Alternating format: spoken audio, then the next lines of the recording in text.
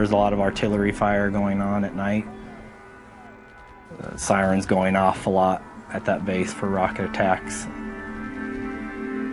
It was hard for me to ever wind down or get some sleep or get some rest.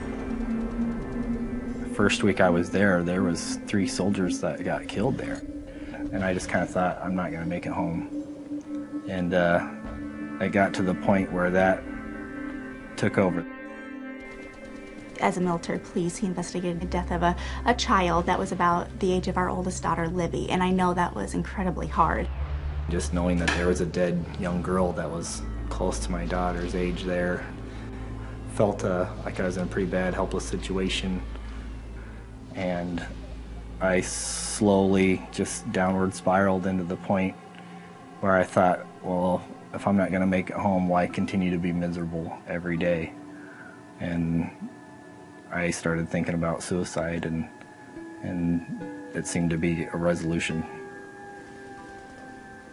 He had told me, I'm going to shoot myself, and he goes, Abby, I was sitting there with a gun, and he said I was shaking so bad I had my finger on the trigger.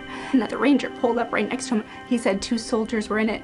They just sat next to him, never looked at him, but he had enough respect, and he would be ashamed to shoot himself in front of another soldier that he put his gun down and he drove off. So that's what led to him being medevac out of Afghanistan.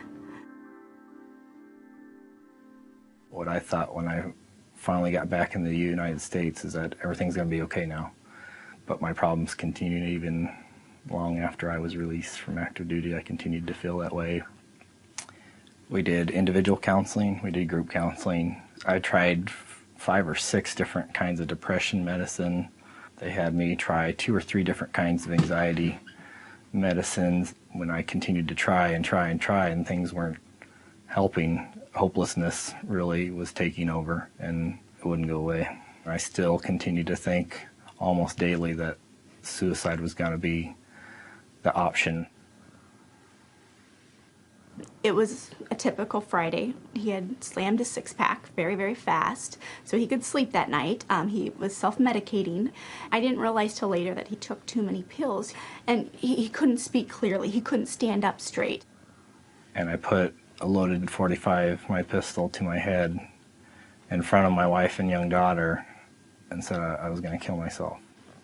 And I had no idea at that time that, things are that bad emotionally for him. I mean, I thought that once we had gotten him home, that suicide wasn't an issue. The next day, couldn't believe that I'd behaved that way in front of my children, and it crushed me. I knew that I had crossed the line and I needed help.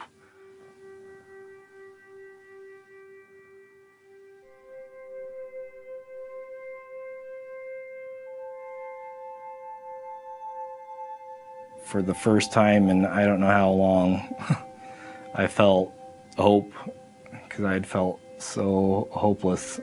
I had tried so many things that hadn't worked for me. It's helped me out tremendously with my depression and blood pressure. I don't take anxiety medicine at all anymore.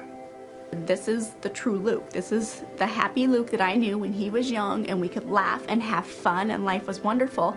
And that's where he's at again. And he's opening up, he's telling his story to help others, and it's not causing him the anxiety, the fits, the sleepless nights. I mean, things are better than they were before he went to Afghanistan.